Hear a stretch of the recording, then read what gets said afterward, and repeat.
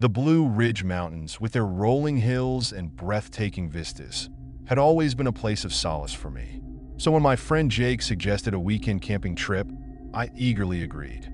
We packed our gear and set off, excited for adventure and the chance to escape our busy lives. That as we drove deeper into the mountains, the landscape transformed. The trees grew thicker, and a mist began to settle over the roads, creating an eerie atmosphere. Jake joked about ghosts and legends, but I brushed it off. I was there to enjoy nature, not to get spooked. We set up camp near a serene lake, the sun setting behind the peaks.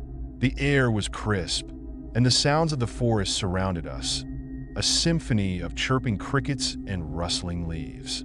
That night, after roasting marshmallows and sharing ghost stories, we settled into our tents, fatigue pulling us into a deep sleep. Around midnight, I was jolted awake by a strange noise. It sounded like a child's laughter, echoing through the trees. I glanced at my phone. It was too late for anyone to be out here. I shook Jake awake. "Did you hear that?" I whispered. Jake rubbed his eyes and nodded. "Yeah, what was that?" We both got out of the tent, our flashlights cutting through the darkness. The laughter seemed to dance on the wind, luring us deeper into the woods. Against my better judgment, I suggested we investigate. Maybe it's someone lost. They might need help. Jake hesitated, but eventually agreed. As we walked, the laughter faded, replaced by an unsettling silence. The deeper we went, the more I felt like we were being watched. Shadows flickered in the corners of my vision, and the hairs on the back of my neck stood on end. Suddenly, we stumbled upon a clearing illuminated by the moonlight. In the center stood an old, dilapidated cabin. It looked abandoned, yet something about it felt alive.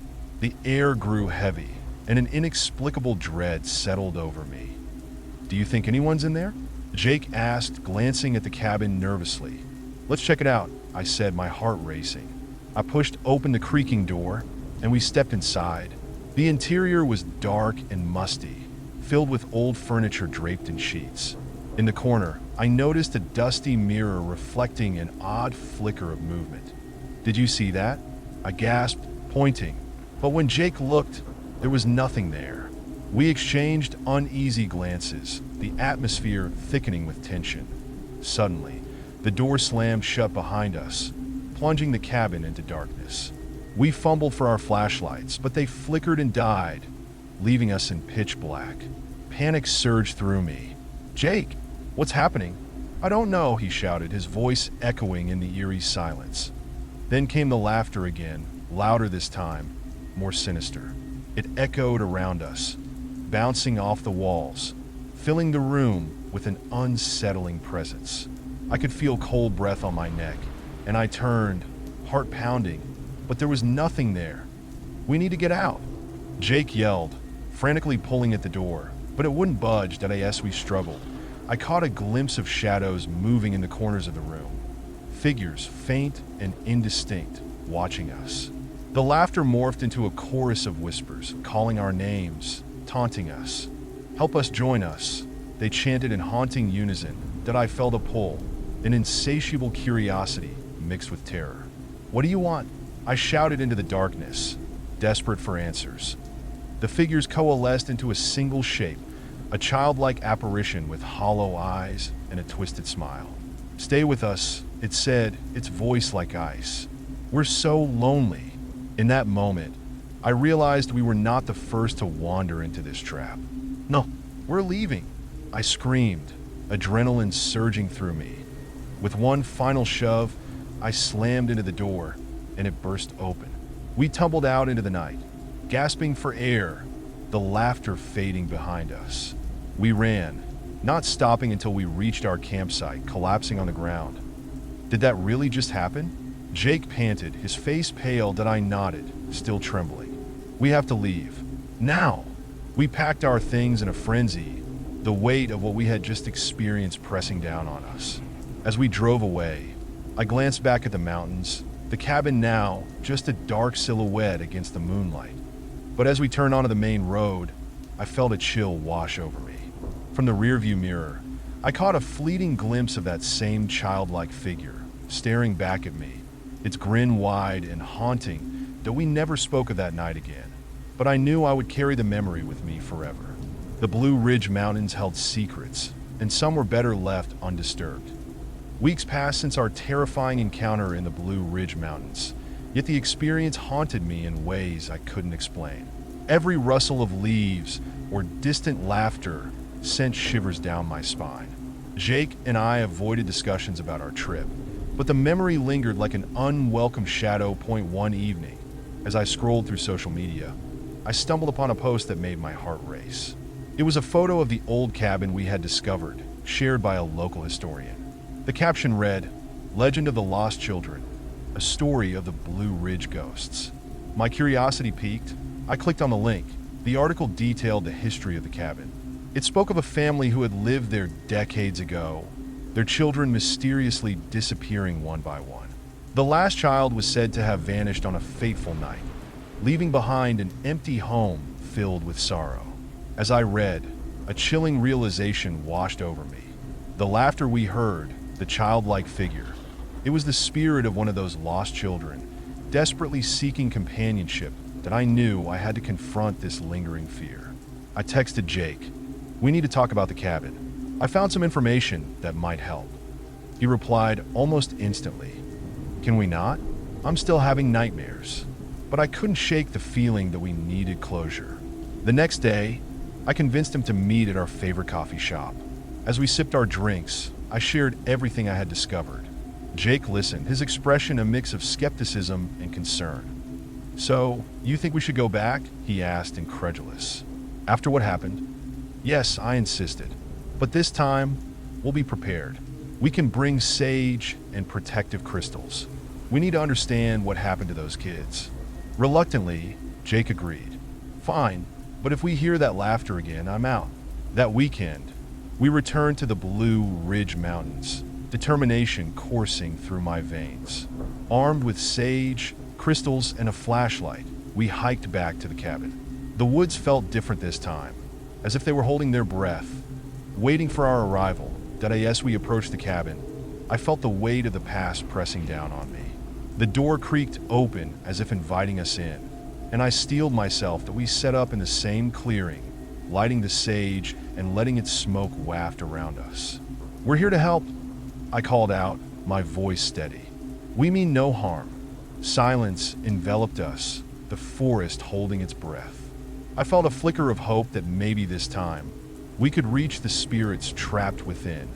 Suddenly, the laughter echoed again, this time clearer, more insistent. "Help us! Don't leave!" Jake's eyes widened, and I could see fear etched on his face. "What do we do?" he whispered, gripping the crystals tightly. "Stay calm," I urged. "We're here for you." The laughter transformed into soft cries, and I felt a pull at my heart. "Why are you trapped?" I asked, my voice wavering.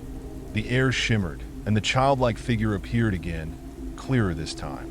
"Help us find peace," it pleaded, its eyes filled with sorrow.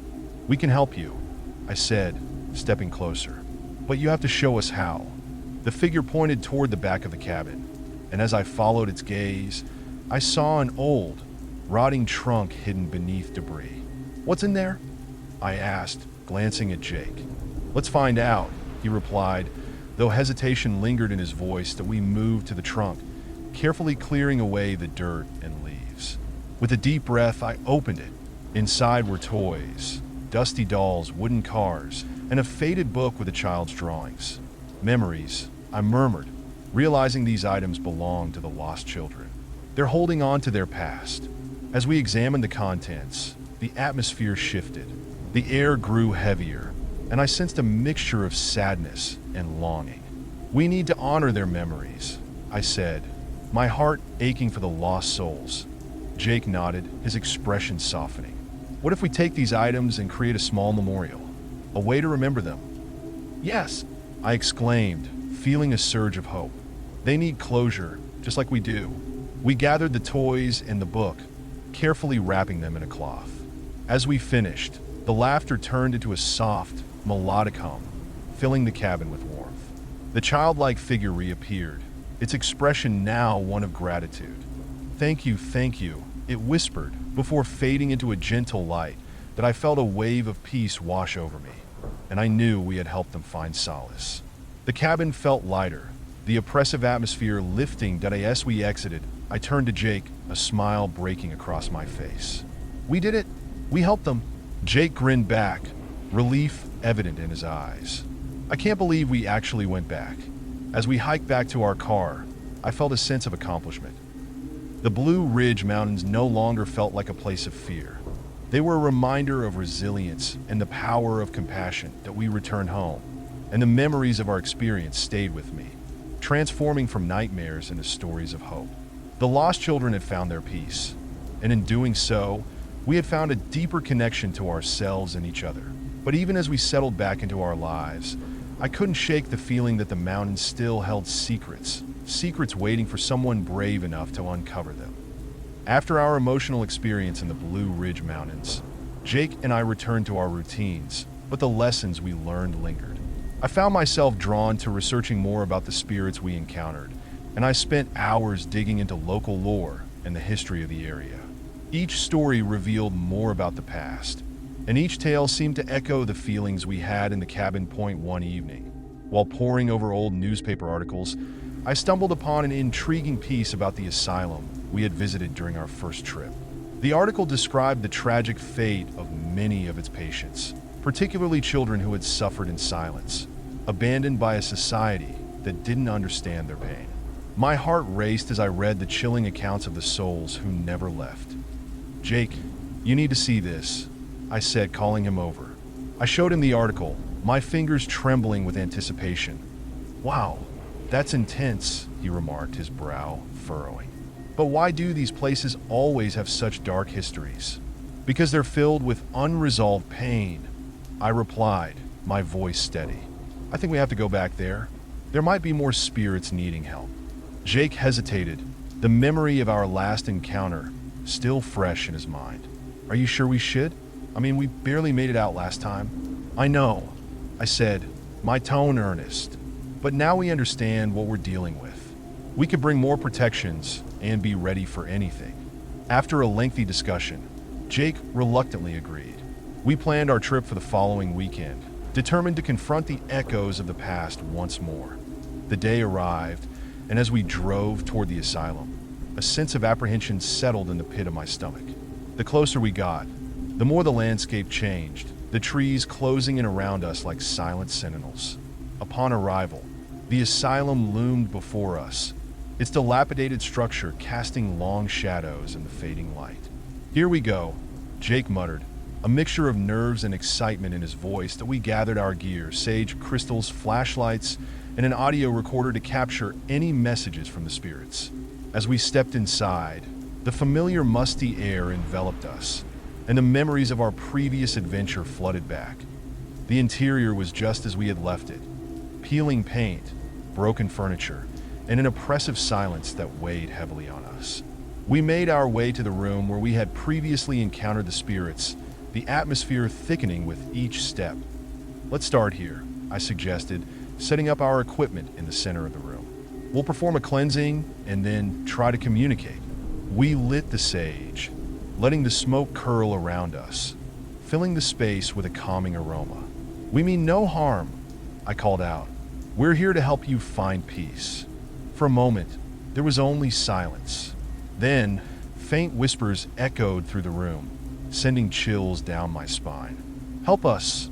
Help us!" Jake's eyes widened, and I could see the fear creeping back into his expression. "What do they want?" he whispered. "Let's find out," I replied, gripping his arm for reassurance. "We'll use the recorder. Maybe we can capture their messages." We activated the recorder and asked questions, hoping for a response. "What do you need from us?" I asked, my voice steady despite the growing tension. That a low hum filled the air, followed by a clear voice. "Find the truth." I glanced at Jake, excitement and fear mingling in my chest. "Did you hear that?" He nodded, his expression serious. "But what truth? There's so much history here." We continued our session, and the whispers grew louder, weaving a tapestry of sorrow and longing.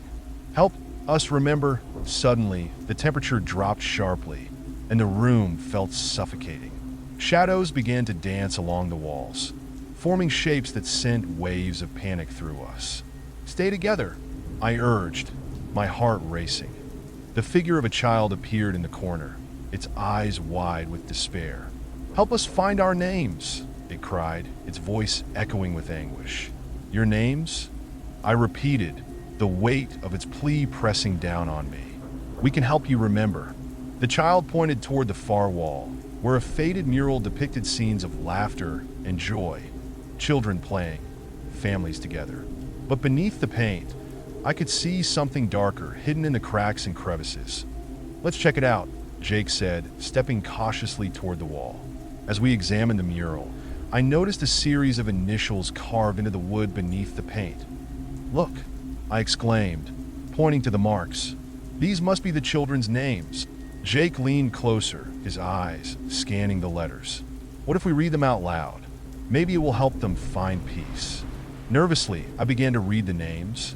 Emily, Jacob, Sarah. With each name, the atmosphere shifted. The shadows grew more pronounced, swirling around us like a tempest. "Remember us," the voices pleaded, desperation lacing their words to as I spoke the names. I felt a surge of energy. The figures of the children began to coalesce around us, their expressions shifting from despair to hope. "Thank you," they chorused, their voices a haunting melody that filled the air. "Now let's set them free," I said, my heart racing. We gathered in a circle, holding hands and focusing our energy on the mural. "We honor your memories. You are not forgotten." The room trembled as the children's spirits swirled around us, their energy building. "Free us," they cried, their voices rising in a crescendo. In that moment, a blinding light enveloped us, and I felt a warmth wash over me. The oppressive weight lifted, replaced by an overwhelming sense of peace. As the light faded, the children's figures began to dissolve, their laughter echoing softly in the air. Thank you," they whispered, and then they were gone. Jake and I stood in silence, the realization of what had just happened sinking in. We had helped them find their names, their identities, and in doing so, we had set them free. "I can't believe we did it," Jake said, his voice filled with awe. "I didn't think it was possible." I smiled, feeling a sense of fulfillment wash over me. We gave them closure. They're at peace now. As we left the asylum, the sun dipped below the horizon, casting a warm glow over the mountains. The air felt lighter, and the lingering echoes of the past no longer felt threatening. Instead, they were a reminder of the power of compassion and understanding.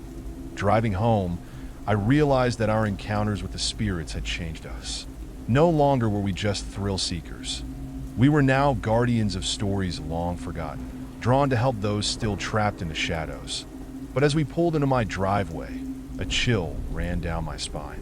From the rearview mirror, I caught a fleeting glimpse of a child's figure, smiling back at me, a reminder that the connections we made would always linger, guiding us toward our next adventure. The days following our encounter at the asylum were a whirlwind of emotions. Jake and I felt a mix of exhilaration and unease, our lives now intertwined with the spirits we had helped. Yet, despite the sense of closure we had given those children, a feeling of unresolved tension lingered within me. I couldn't shake the thought that our journey wasn't over one evening. As I reviewed our recordings from the asylum, I paused on a segment where the voices of the children echoed, begging for help. There was a particular tone, a haunting melody that seemed to resonate deep within me. I replayed it over and over, trying to decode its significance. Suddenly, I noticed something I had missed before, a faint whisper layered beneath the children's calls. "Find her," it said, barely audible but insistent that I felt a chill run down my spine. Who was her? My curiosity morphed into a compulsion, and I knew I had to find out more. I texted Jake, urging him to meet me again. He arrived at my house, still looking a bit shaken from our last outing. "What's up? You seem intense," he said, peering at the recording equipment scattered across my living room. "I think there's something more we need to uncover," I replied, my heart racing. I found a whisper in the recordings. It said, "Find her." Jake frowned, his eyes narrowing in thought. "Do you think it's related to the children we helped?" "Maybe," I said, excitement bubbling up. What if there's another spirit, someone connected to them? We have to go back. He hesitated, glancing at the door as if the ghosts might emerge from the shadows. You really want to do this again? I nodded firmly. We have to. We can't leave anything unresolved. Reluctantly, Jake agreed, and we began planning our return to the asylum. This time, however, I felt a sense of purpose beyond mere curiosity. I was determined to find the truth behind the whisper. As we prepared for our trip, I dove deeper into the history of the asylum. I discovered records of a nurse named Clara, who had worked there during the time the children had gone missing. According to the accounts, Clara had been devoted to her patients, particularly the children, but was rumored to have vanished under mysterious circumstances. The more I read about her, the more I felt a connection. Clara seemed to embody everything we had experienced: the compassion, the sorrow, the haunting echoes of the past. I shared my findings with Jake, who listened intently, his initial reluctance fading. Maybe she's the her the spirits were referring to, he suggested, his eyes lighting up. If we find Clara, we might help another lost soul. The following weekend, we set out for the asylum once more. Armed with our equipment and the knowledge of Clara's story, we approached the building, the air heavy with anticipation. As we stepped inside, the familiar musty scent and eerie silence enveloped us. Here we go again, Jake muttered, glancing around warily that we made our way to the room where we had encountered the children, setting up our equipment in the same spot. I lit the sage and took a deep breath, grounding myself. We're here to help, I called out, my voice steady. We mean no harm. We seek Clara. For a moment, there was only silence. Then, a soft breeze swept through the room, sending a chill down my spine. I felt a presence, and the air shimmered with energy. Clara, are you here? I asked, my heart pounding. The whispers began again, swirling around us like a gentle wind. Find her? Clara, help. Jake's eyes widened. It's them? They're trying to guide us? I nodded, focusing on the energy in the room. Clara, if you can hear us, we want to help you. Please show us where you are. Suddenly, the temperature dropped drastically, and the shadows on the walls began to shift. A figure emerged, a woman dressed in old-fashioned nurse attire, her face filled with sorrow. Clara's eyes locked onto mine, and I felt an overwhelming wave of emotion wash over me. Help me, she whispered, her voice filled with longing. Clara, we're here for you. What happened to you? I asked, my voice trembling. She pointed toward the back of the room, where a hidden door stood ajar. They took me. Jake and I exchanged glances, fear coursing through us. Who took you? I pressed, feeling the weight of her pain. Darkness, Clara replied, her voice barely a whisper. They trapped me in the shadows. Determination surged within me. We can help you find peace. Show us what we need to do. Clara's expression softened, and she gestured for us to follow her. We moved toward the hidden door, the air thick with anticipation. As I pushed it open, a dark corridor stretched before us, the shadows seeming to pulse with life. Stay close, I whispered to Jake, my heart racing as we stepped into the darkness. The corridor was narrow and damp, the walls dripping with moisture. As we ventured deeper, the air grew heavy with despair. I felt Clara's presence guiding us, her energy radiating with each step till we reached a room at the end of the corridor, a small, cramped space filled with old medical equipment and forgotten memories. In the center lay a dusty cot, the remnants of a life long lost. Clara's spirit hovered nearby, her eyes filled with sadness. This is where they kept me, she said, her voice echoing in the silence. I was trying to save the children, but I couldn't. Clara, you did your best, I reassured her. But you need to let go of this pain. We can help you find peace. Suddenly, the shadows in the room began to swirl violently, the air growing colder. I felt a dark energy rising, threatening to engulf us. We have to act fast. I urged Jake that we gather close, holding hands and focusing our energy on Clara. You are not alone, I said firmly. We honor your memory and the lives you tried to save. It's time to find the light. As we chanted together, the shadows began to recede, and Clara's spirit glowed brighter. Thank you, she whispered, her voice filled with gratitude. With one final push, the darkness shattered, and a warm light filled the room. Clara's spirit radiated with peace, her sorrow lifting as she smiled at us. I'm free. I can finally rest. As she faded into the light, I felt a wave of warmth wash over me, filling the room with a sense of tranquility. The oppressive atmosphere lifted, and I knew we had helped Clara find her peace. Jake and I stood in silence, the weight of the past finally lifted. We had not only freed Clara, but also honored the stories of the lost children that as we left the asylum. The sun set behind the mountains, casting a golden glow over the landscape. The spirit world felt lighter, the echoes of the past no longer a haunting presence, but a reminder of the connections we had forged. Driving home, I felt a profound sense of fulfillment. We had journeyed into darkness and emerged on the other side, forever changed. The spirits we encountered were not just remnants of the past. They were teachers, guiding us to understand compassion, empathy, and the importance of remembrance. But deep down, I knew our journey was far from over. The world was filled with stories waiting to be uncovered, and I felt a calling to continue exploring the unseen connections that bound us all. After our profound experience at the asylum, Jake and I felt a renewed sense of purpose. We had not only helped Clara, but also deepened our understanding of the spiritual world. Yet, despite the closure we had achieved, I sensed that something was still lingering, a whisper in the wind, beckoning us to explore further. One evening, while flipping through our notes from the previous investigations, I noticed a pattern. Each location we had visited had its own unique stories and histories, and I realized that many of them were connected to the larger narrative of the region. The Blue Ridge Mountains were not just a backdrop. They were a tapestry woven with the threads of countless lives, both past and present. Jake, I said, excitement bubbling in my chest. What if we compile everything we've learned and create a guide to haunted locations in the Blue Ridge? We could help others discover these stories and maybe even connect with the spirits themselves. Jake looked intrigued.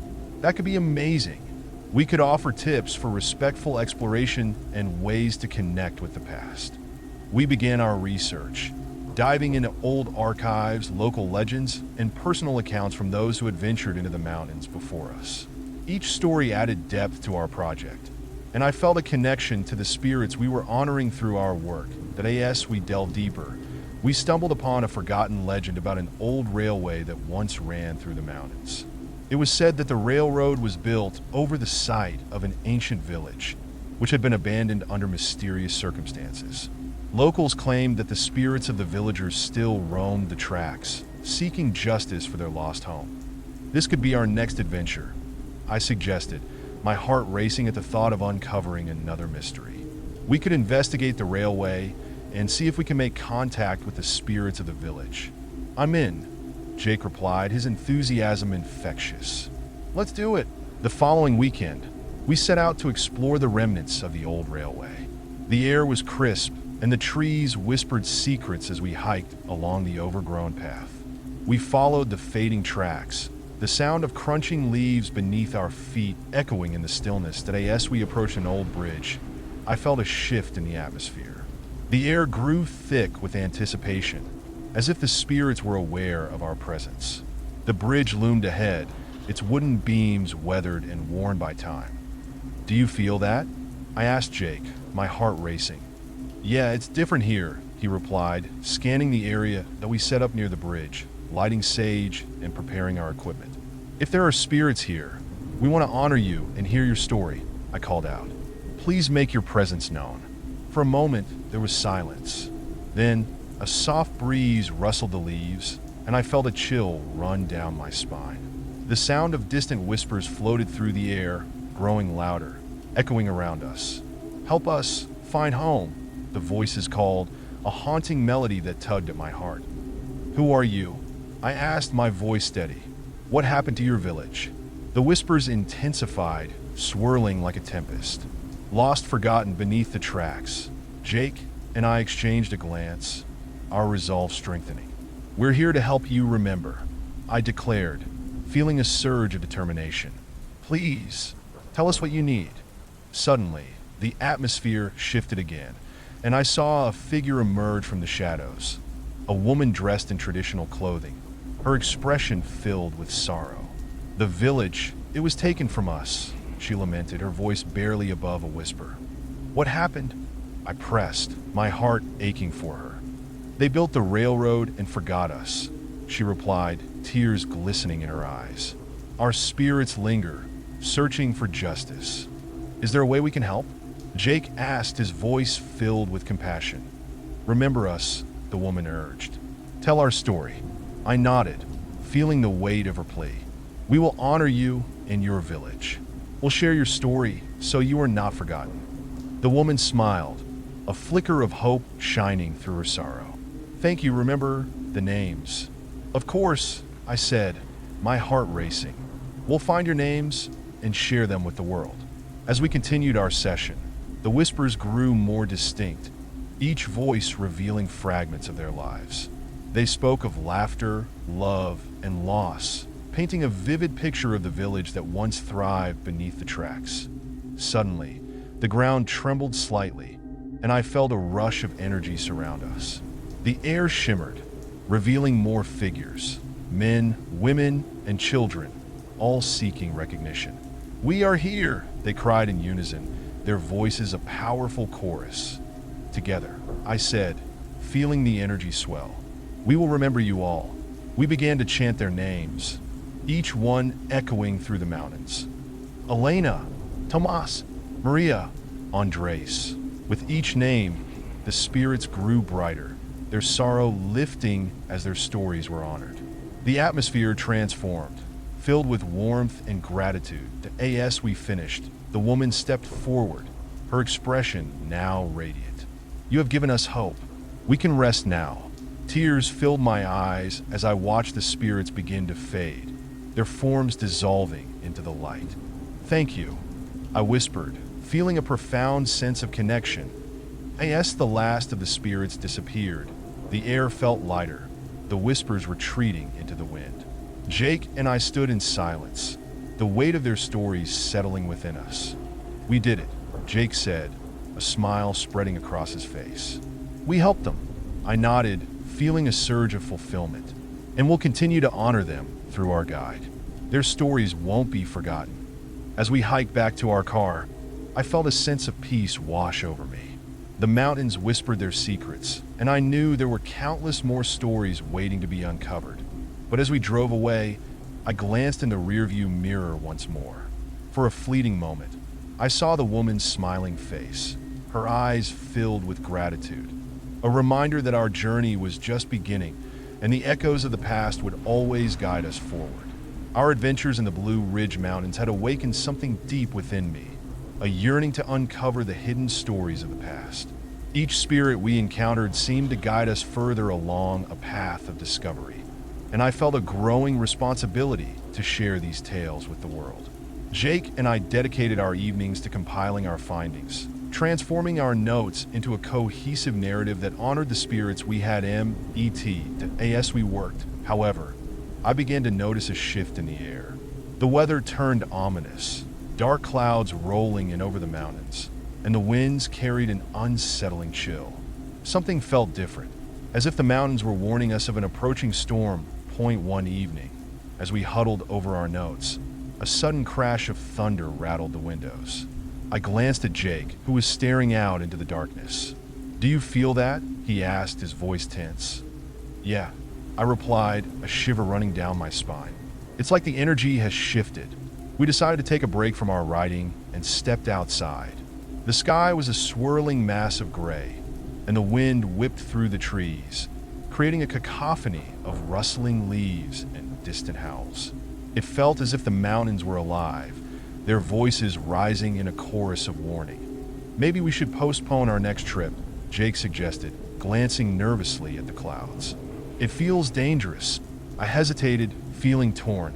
But what if we're meant to go back? What if there are more spirits that need our help?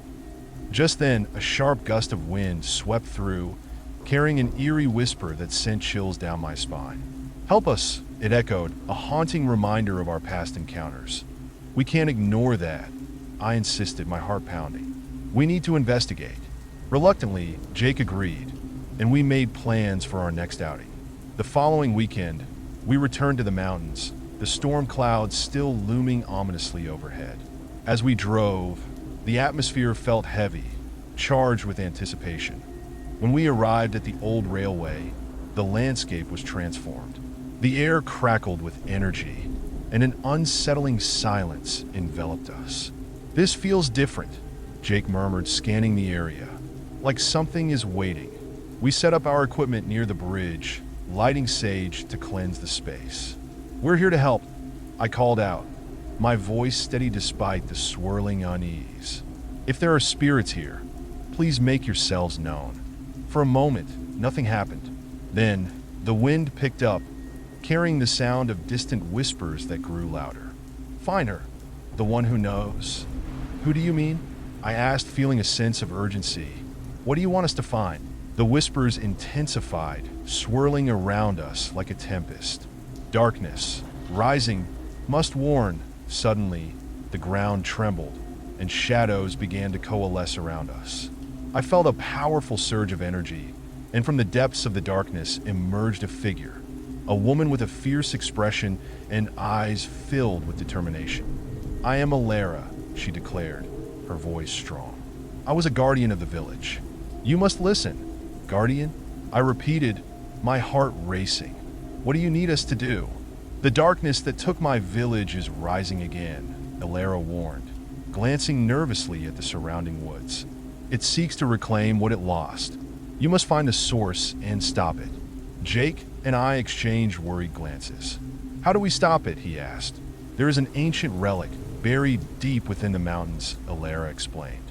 "It holds the power to protect the spirits. But time is running out. The storm is a sign. It gathers strength." A sense of urgency washed over me. "We'll find it, but where do we start?" "Follow the path of the shadows," Alara instructed, her eyes piercing. "It will lead you to the heart of the darkness." With that, she began to fade, but her presence remained strong. "Hurry," she urged, her voice echoing in the wind. Jake and I knew we had no time to waste.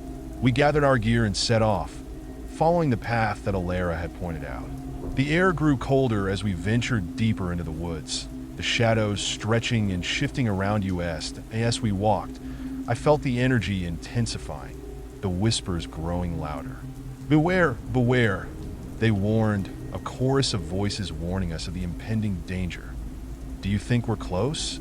Jake asked, glancing around nervously. "I hope so," I replied, my heart racing. "But we need to stay focused. We can't let fear take over."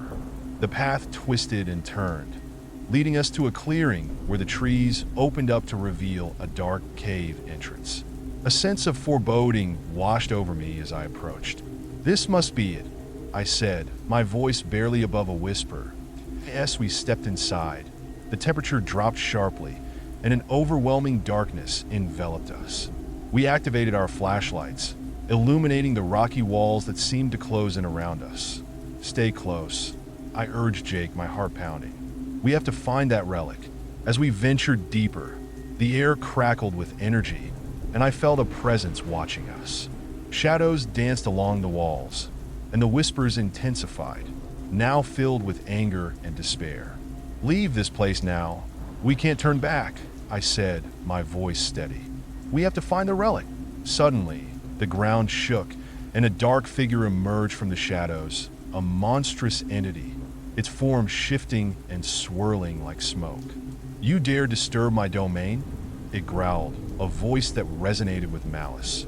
"We're here to stop you," I shouted, feeling the weight of the spirits behind me. "You will not take them again."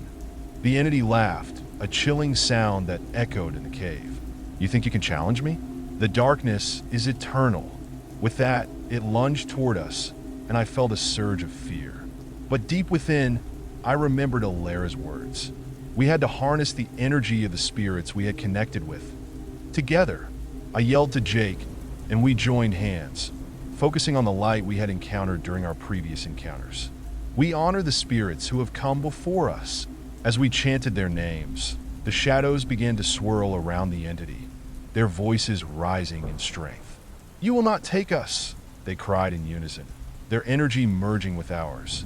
The dark figure hesitated, its form flickering as our combined strength pushed against it. "No!"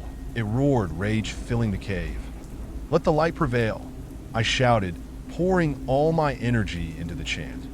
With one final surge, the shadows erupted into a brilliant light, engulfing the dark entity. It howled in fury, its form dissolving into the brilliance. The cave trembled as the darkness faded, replaced by a warm glow that filled the space as the light enveloped us. I felt a deep sense of peace wash over me. "It's over," Jake said, his voice filled with awe. The whispers of the spirits transformed into a harmonious melody, echoing through the cave. Thank you," they sang, their gratitude resonating in the air. As we exited the cave, the storm clouds began to dissipate, revealing the stars twinkling above. The air felt lighter, the weight of the darkness lifted. "We did it," I said, a smile breaking across my face. "We honored their stories and protected their spirits." Jake grinned back, relief and joy radiating from him. "I can't believe we faced that thing and won." Driving home, I felt a profound sense of accomplishment. The Blue Ridge Mountains had shared their secrets with us, and we had risen to the challenge. But even as we celebrated our victory, I sensed that there were countless more stories waiting to be uncovered. The journey was far from over, and I felt the call of the unknown pulling us toward our next adventure.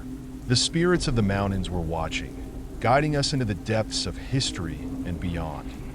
After our harrowing encounter with the dark entity, Jake and I found ourselves drawn deeper into the mysteries of the Blue Ridge Mountains. The relief of our victory was quickly overshadowed by an insatiable curiosity to uncover more hidden stories. The spirits had awakened something in us, and we felt compelled to answer their call. One evening, as we reviewed our notes, I stumbled upon a reference to a hidden valley said to be home to ancient spirits, guardians of nature who protected the land. According to local folklore, the valley was shrouded in mist and could only be accessed during certain lunar cycles. It was said that those who entered with pure intentions could learn the secrets of the earth. "Jake, look at this," I exclaimed, pointing to the passage. The hidden valley could be our next destination. He leaned in as interest peaked. "Ancient spirits? That sounds incredible.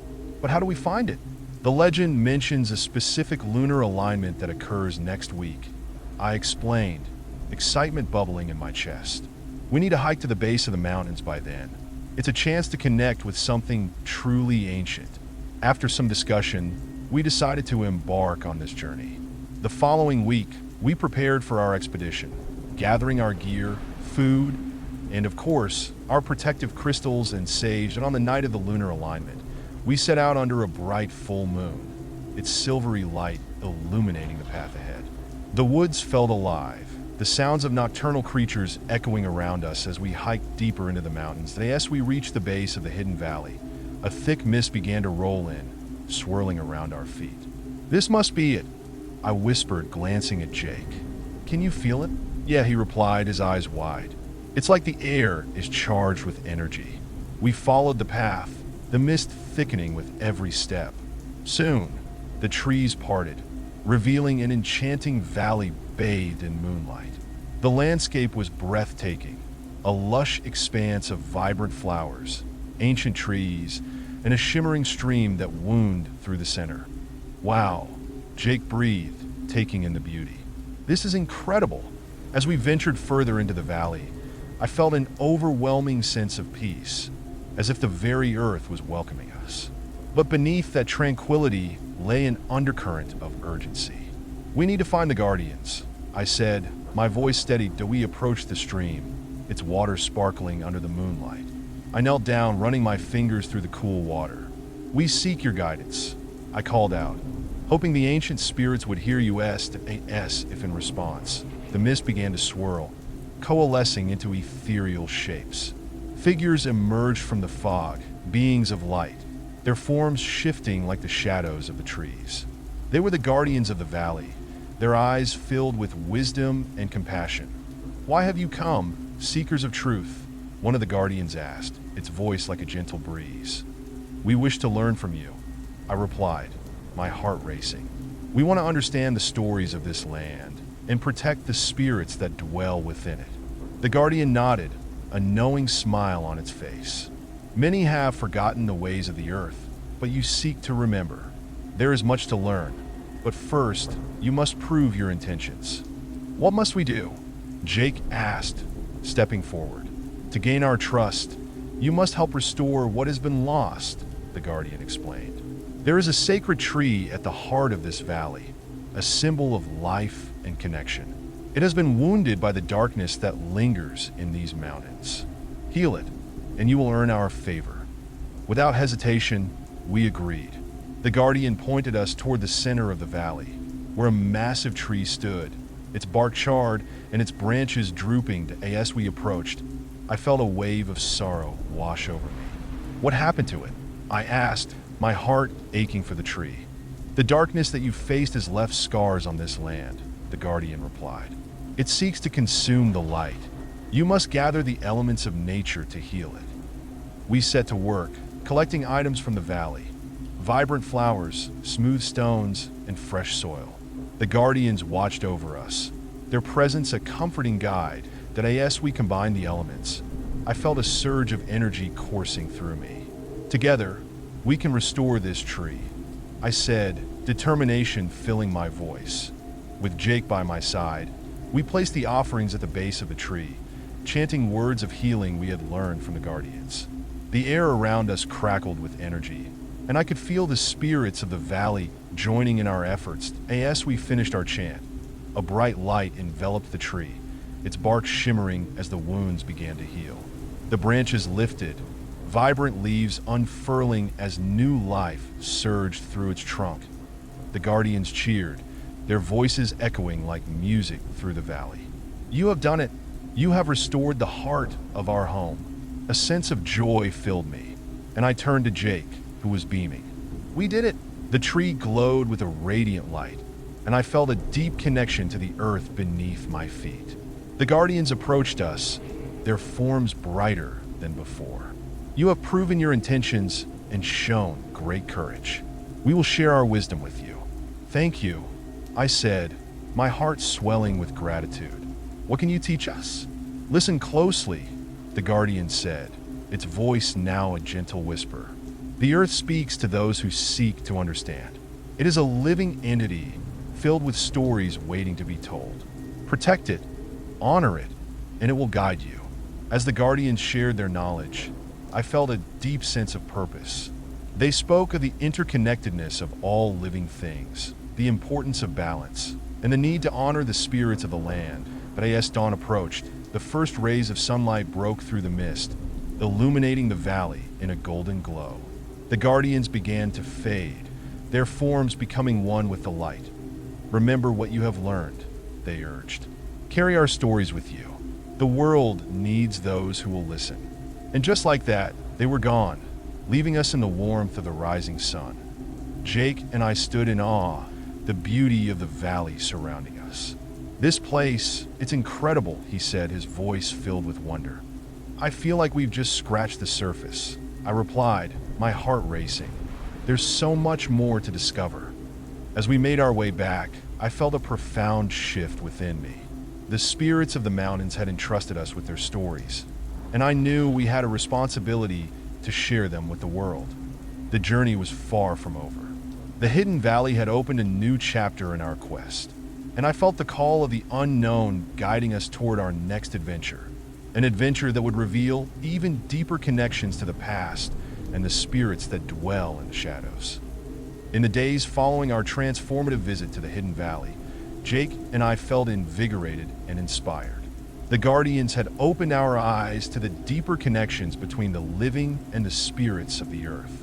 Our mission to uncover and share these stories had never felt more vital. As we gathered our notes, I discovered a reference to an abandoned mining town not far from the valley.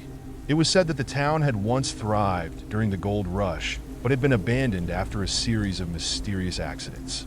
Locals whispered that the spirits of those who perished still roamed the area, seeking justice for their untimely deaths.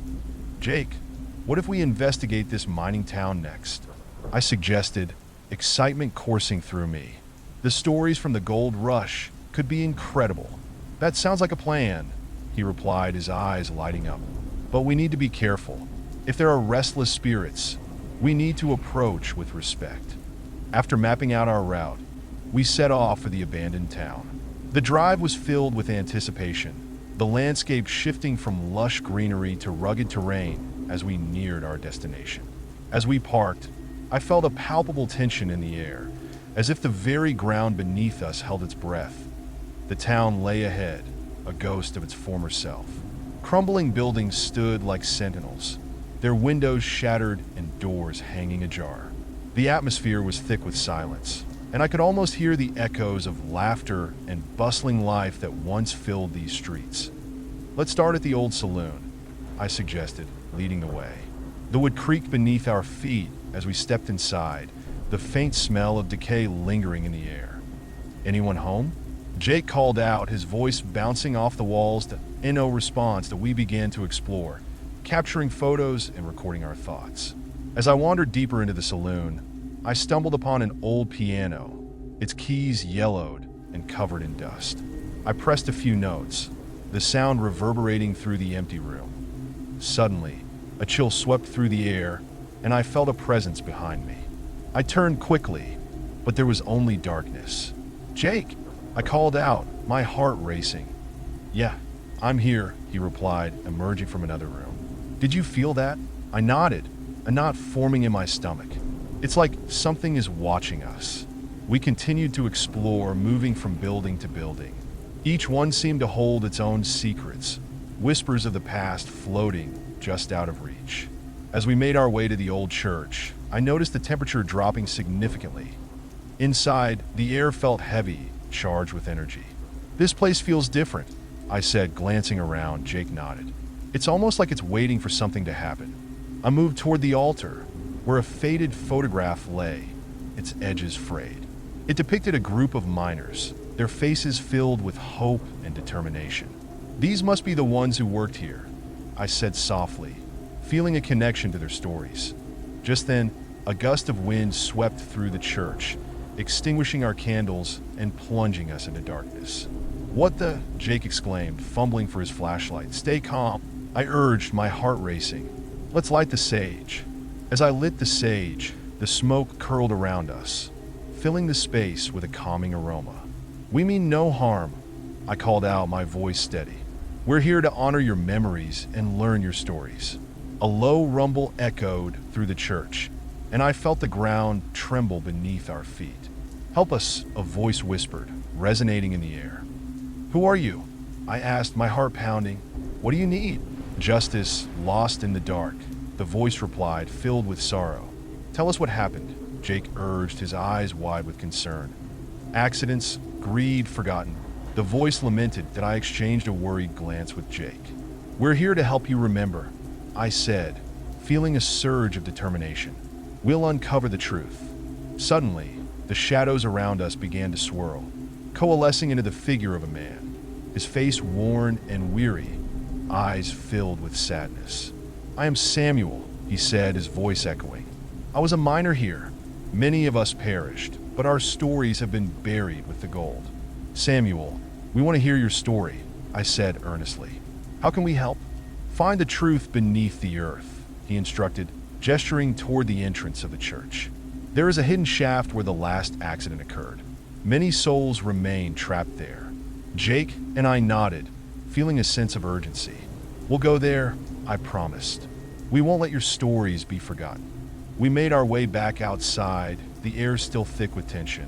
Following Samuel's guidance, we located the entrance to the mine, a gaping hole in the ground surrounded by overgrown weeds. "Are you ready?" I asked, glancing at Jake that he nodded, determination in his eyes. "Let's do this." With flashlights in hand, we descended into the darkness, the air growing colder as we went deeper. The walls were damp and rough, the sound of dripping water echoing around us. "Stay close," I whispered, the weight of the spirits pressing in around us. As we reached a wider chamber, I saw remnants of mining equipment scattered about, rusted tools and broken lanterns. It felt like stepping back in time, the air heavy with unspoken stories. Suddenly, the whispers returned, swirling around us. "Help us remember," they pleaded, a chorus of voices rising in sorrow. "Samuel," I called out, hoping for a response. "We're here." In response, the shadows began to shift, revealing the figures of miners, their faces etched with pain. "We are forgotten," one of them said, stepping forward. "Our families think we deserted them. We will tell your stories," I promised, feeling the weight of their grief. "But we need to know what happened." The miners exchanged glances, and then Samuel stepped forward again. Greed led to tragedy. The mine was unsafe, but we were forced to work. When the collapse came, many were trapped.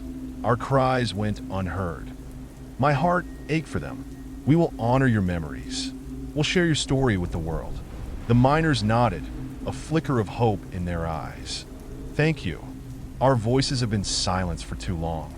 As we began to document their stories, the atmosphere shifted. I could feel the energy in the air changing, the spirits gathering around us, their presence growing stronger.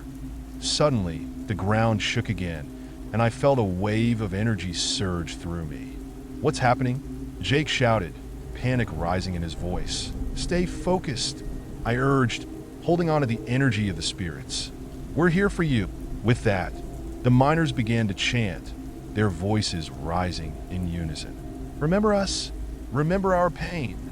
The walls of the mine trembled, and I felt a rush of energy as the spirits merged with us, their stories flowing through me.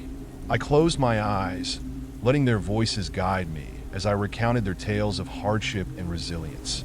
And then, in a blinding flash of light, the spirits erupted in a magnificent display of energy, filling the mine with warmth and light. The darkness that had once consumed them began to dissipate, replaced by a radiant glow. As the light enveloped us, I felt a profound sense of peace wash over the spirits. "Thank you," they whispered, their voices now filled with gratitude. When the light faded, the chamber was still, the whispers replaced by a gentle silence. The miners had found their release, their stories finally honored. Jake and I emerged from the mine, the sun shining brightly overhead. The weight of the past had lifted, and I felt a deep sense of fulfillment. "We did it," Jake said, a smile of relief on his face. "We helped them find peace." I nodded, my heart swelling with pride. "And we'll continue to share their stories. The spirits of this land deserve to be remembered." As we made our way back to the car, I felt a renewed sense of purpose. The echoes of the forgotten had guided us through the darkness, and I knew there were countless more stories waiting to be uncovered in the mountains. The journey was far from over. The Blue Ridge Mountains held secrets yet untold, and we were only beginning to scratch the surface. With each adventure, we would honor the spirits and the stories that shaped this land, forging connections that transcended time.